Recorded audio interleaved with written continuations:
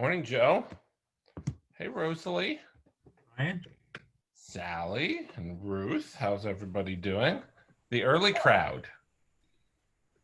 We just wanted to know if there's anything special about tonight's annual meeting that you want to share with us so we can be prepared. There is something special about tonight's annual meeting. Thank you for asking, Joe, in front of such a small crowd. We're going to be renaming the building Oh, really? in a live exposure, which is probably not the best word, but reveal. Reveal, that's the word. Hey, Greg. Joe just asked if anything special was happening at tonight's annual meeting. Oh, something's always special happening at an annual meeting. Greg's going to talk a lot. How's that for special? Oh, boy. I've lived through that. Yeah, Joe and Rosalie have seen this movie a couple of times. How are you, Stacy? I'm good. Yeah? So excited to be here. We're excited to have you here. Thank How you. are you doing, Ruth?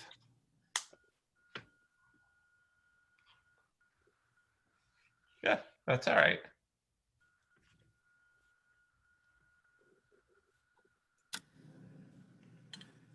Well, you can just type in your answer.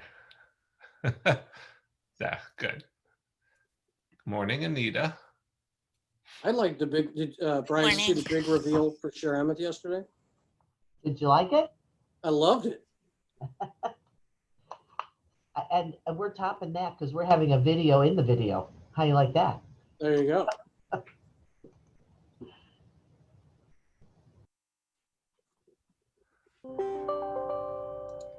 Hi, Rosalie. Who said that? Anita. Anita. How are you? Going? It's going. How's it going with you? Good, good. Ready for masks and gloves? Let's go. If you need any, we're opening the black market. So just let me know. Okay. Really, what are your rates like, Rosalie?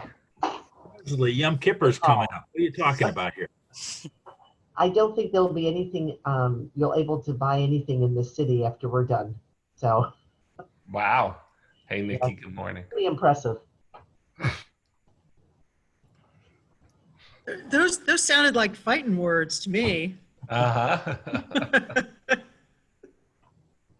We have a secret stockpile of some masks if anybody needs. Wait. There you go. Oh, very nice. I'm actually trying to get the disposable coveralls. I can't get any, and my guys have to use them. Anita, have you guys tried through the JFNA, the National Federation web portal?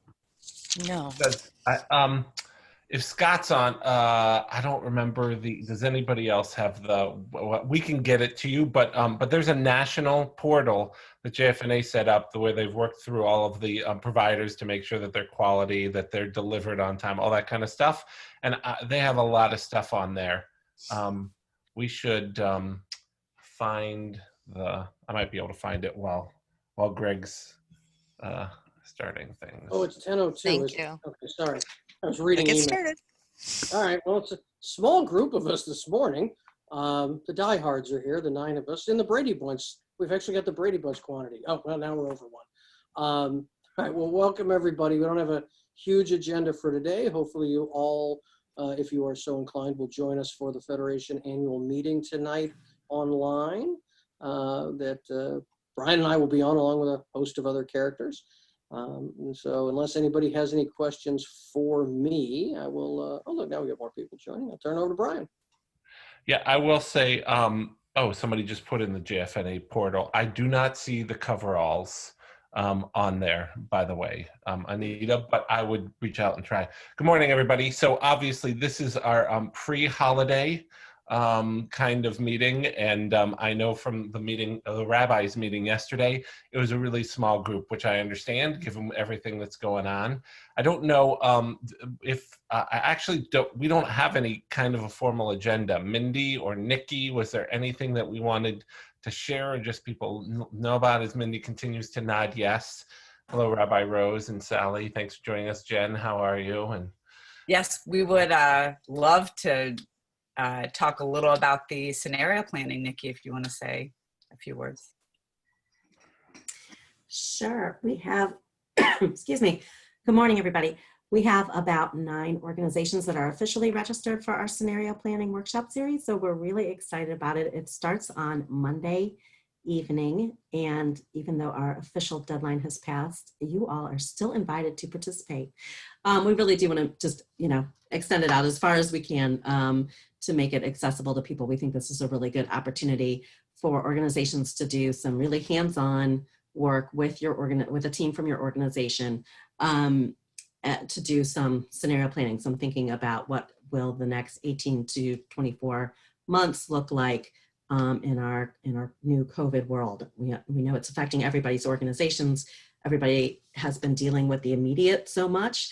This is an opportunity to look a little bit further out and say, how do we want our organization to look next year, given what we now know, and given what we don't know and what the possibilities are. So we'll kind of work through some of those scenarios and some kind of setting the stage and doing some initial planning steps.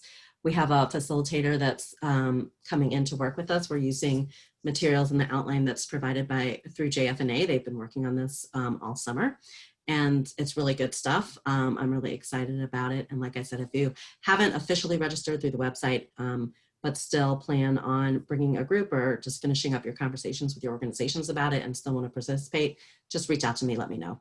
There's room for anybody that wants to do it. thanks. Again, there wasn't anything formal on the agenda. We are working on 2 things moving forward. First of all, on October 15th, a representative from Brandeis University will be joining us on the call to talk about the study that was done in May and June, the community response to COVID. They interviewed about 1,200 members of the community from membership lists that many of you provided to us. Got some good information. More important than even just what they found out from us is that it was done in a number of other communities as well. I don't remember how many, Mindy, but they're going to be sharing how our response is. 10 different communities. We are one of 10. How our responses compared to those others, so we can get a really good sense of how this community responded to the beginning of the pandemic, how the community felt about it, and we might be able to learn some lessons about moving forward from it. The other thing that I am getting together, although I don't have a specific date yet, is getting a couple of people, probably someone from government, probably Dr. Carol Baskin, and someone from a financial institution, just to talk a little bit about, each of these kinds of organizations have a role in looking into the future a little. And while there is no certainty to anything, the state, all these financial institutions, and certainly the St. Louis County Health Department are thinking about and have to be thinking about what might be coming. And so I wanted to provide a little bit of an opportunity to hear from a couple different perspectives on where large institutions or organizations feel like we may be going at the beginning of 2021. I know some people are going through budget process. Some of you are starting to think about that. Just some outside information and input, just to give a perspective or two so that people can ask questions, but also just hear from someone other than ourselves who's been thinking about this and might be able to provide a little bit of thought and direction to all of you. So that's going to be coming, I think, in the next couple of weeks. As soon as we have it all set, we'll let you know. I don't know if anybody else has anything that either want to share, ask the group, or other thoughts about potential topics for us to talk about. On Thursdays, we've always said that we would only keep everybody for as long as was necessary. So does anybody have anything they want to bring up or talk about with the group? Karen does. I just offer a shout out to some good partnership this week from Rory Pickernese on something you may or may not have been paying attention to relative to comments by Senator Bob Onder, who is one of the folks who's using his political ability to, I worry about dividing the Jewish community even further. So there's an issue of him making a tweet which gratuitously included George Soros. Mr. Soros has become the go-to icon of the shady billionaire Jewish financier controlling things from behind the scenes. And I think Rory and I, at least Rory's letter to him, I think hopefully he will be thoughtful about it. I'm not so sure he will, but we're giving it the good old college try. So I just want to say shout out on that. And the other thing is relative to, and I don't see Scott in the mix today, but Scott's going to start sending out a lot more stuff for institutions on the security issues in advance of the holidays. And even if we're not gathering in spaces, and some of us are going to be outside and some of us are whatever, there's going to be a lot of different dynamics going on. I would urge you to urge your constituents to pay attention to anything coming out of Scott's office relative to security for the next few weeks. Thanks, Karen, and thank you for recognizing other partners. That's a great thing for us to do during these conversations as well. Anybody else have anything they want to share, bring up, ask about? This is Jen. There was an article that came out last week about the Jewish Federation in Washington, I believe, that had like a horrific financial loss to their endowment, and I was just through theft, and I'm just wondering if this group had discussed it or what we're doing as a community to try to ensure that that won't happen to us, because I know all the Federation employees are primarily working from home, so we've got that same risk. So I'm going to let Don answer the question. Jen, answer that in a second. I want to thank you. First of all, what I would say in general is that security is only as good as each and every one of us. And in the end, what happened was that an employee responded to a phishing email, right? And like they always say, don't click the link. Clicked the link, gave up some personal information that allowed this group or hacker to enter the system. I would encourage all of you, if you don't know, by the way, Maryville has one of the larger cyber criminal programs in the country, and does testing of nonprofits for free. And we can get some information out about that. But it is up to each and every one of us. As Scott now comes on, he must have heard Karen, you say something. But it's up to each and every one of us to be diligent and to protect our data and our information and to train our staff. And I know, Don, that you have been leading the training. And a lot of, Brian said a lot of it already, but this breach was distinctly different from the breach that affected us, the Blackbaud system, which is our CRM. That affected a couple of hundred institutions in the United States and abroad. This was a specific local event where someone responded to an email and had access to be able to transfer funds. We have gone through and actually met on Tuesday just to kind of talk through our understanding of what happened and our mitigating controls. And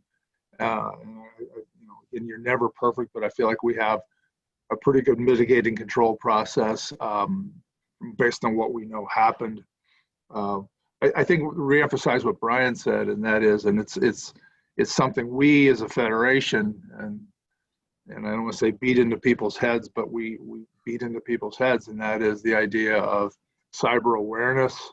We do testing. We have a lot of testing and tracking and monitoring of how we perform and trend in response to fake emails, and I give Diana Mathis on our team a lot of credit for taking the lead in that. So we're aware of it. It was a local issue regarding their network security. We've got some ideas about some things we can always do to get better, and we're evaluating those right now. So. And I would say it all starts with training. So if you have, and you asked a specific question, Jen, which I'll get to in a second, but if you have a staff of more than a couple people, even if you just have a couple people, we use, through our IT vendor, we use a training. We have a training program, which every staff person has to go through. And then as Don mentioned, we do attempted attacks, right? Send false emails regularly to see what kind of a response. Are people learning those lessons? Are they falling for them? We happen to have really great, we haven't had people fall for the fake stuff yet. But if you're worried about it and you have more than just you and your organization, we can get you in touch with Diana, who can talk a little bit more with you about why and what that looks like and what it is, and maybe some options that are out there. You asked specifically about Federation staff working not from the office. This is something that we've actually talked about. The majority of our staff actually still are using Federation equipment, which means that we have our security on each of those, and we're in the process. Don can actually talk about where we are and what's going on. We're looking, one of the issues in the work from home world is that when people are working from home, there are some people that have to use their personal computers, and you're really at the mercy of what virus protection software they have. We try to, it's one of the requirements, but sometimes it's not up to the same standard that we have. When they log into our network, we're fine. It's when things happen outside of our network on their personal computers, which is what happened in this instance. We're looking at, particularly if we see this as a longer term issue of people working from home, which I think we do, looking at some longer term solutions that may require some additional investment. Yeah, I'm thinking, we're in the office, but I do think there's probably many Jewish organizations where the employees are working from home and perhaps using their personal devices. And so maybe, you do such a wonderful job with some of these community collaborations and updates, and maybe that would be a good topic for many organizations, and their employees, just to kind of go through what are those protocols to make sure we're protected. I want to just hear from a couple other people. Do people feel like that would be worthwhile to do on a Thursday, to have Diana or someone come on and talk a little bit about, cyber threats and protection? You can just nod your head or do one of the reaction thumbs up or anything. Stacy, kind of yes. Okay, so we can absolutely plan to do that, and we'll let everybody know when that is. I think that's great. Thank you, Jen. Anything else anybody wanted to bring up or ask about? I did, Brian, if I may. Yeah. I just wondered if more people are going to be sharing their reopening business plans on the Federation website, or if I'm not looking in the right place, because there's not many there. And I think it's really helpful to be able to see how other organizations are approaching things. So Scott. Check in on that. Scott, did you want to say anything? Yeah, we have shared all of the programs that we have received. All right. They all are on the site. If you have your plan, we would. So Scott, you're breaking up a every little other bit. word. You're breaking up a little bit. We've put up everything. Oh, okay, I'm sorry. Is what Scott's saying. And so Correct. We are happy to put up anybody's plan as long as you get it to us so that we can share it with everybody else. You're looking in the right place, Nikki, I think is the short answer. No, and I didn't doubt that you were putting them up. I just hope Would that be other great. people will consider doing that, and would be wondered great. if there was an issue. Can I also just want put a to. plug in with Scott for the fact, in light of what Jen raises and everything like that, when you have new employees, there may be a lot of new employees coming on in the next few months, make sure they get onboarded severely on the security issues. And that cyber piece is one that often gets missed. So, and Scott's got all the links on that, but really pay attention to that because sometimes that gets lost in the mix. Karen, you bring up an interesting point, which is that, there are a lot of new, we just had a JPRO event yesterday welcoming all of the new employees in the Jewish community that have started since March or May. And there were a lot, right? Almost 24. But not every organization is big enough to have its own IT or HR or training. And so maybe there are some ways we all can talk about and think about collectively to make sure that we are providing the kind of training on some basic stuff that doesn't matter where you belong or who you work for. And we might be able to look at some of that, because I do know that, right, you feel lucky just to get a person, and then you need them to start right away. And if you don't have the expertise in-house to do training anyway, you just kind of move past it. And so maybe there are ways that we collectively as a community can come together and help kind of address some of those kinds of things. Let's continue to talk. Right. Her job. Oh, Scott's back. Yeah. Yeah. If I could also add, this past week, I did Zoom themselves were actually providing seminars on cybersecurity for all of their product, for all of the Zoom products. And I sent that link out to our community security liaison list, which is my point of contact at each location, each one of our entities. So if the folks on the call haven't seen that, make sure they reach out to that CSL person at their site so they can receive that link. It's going to be great information that's put on by Zoom themselves. So who better knows their security practices than them themselves?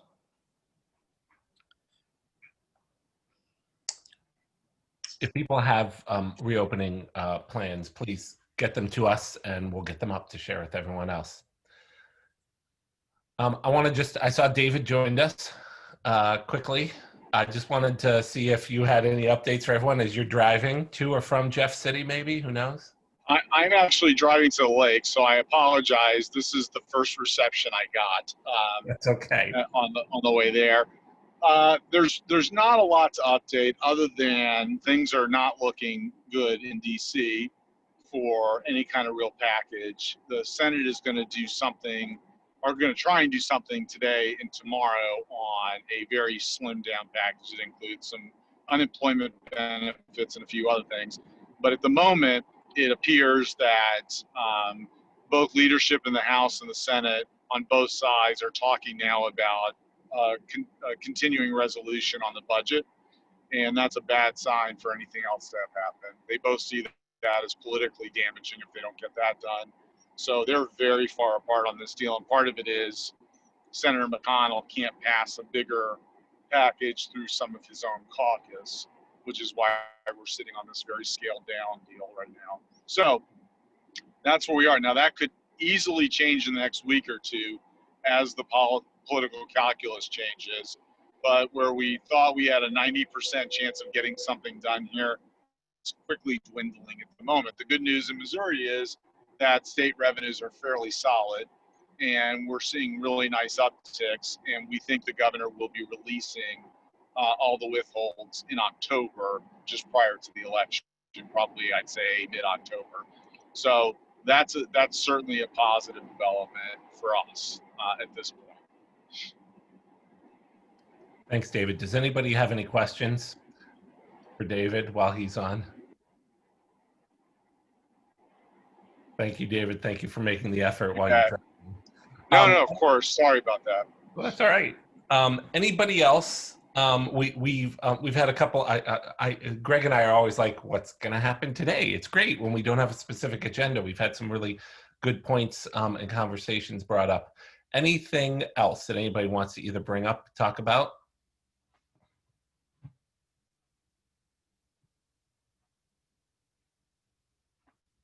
That's your cue. That's my cue. I unmuted. So, all right. Well, thank you everyone for joining.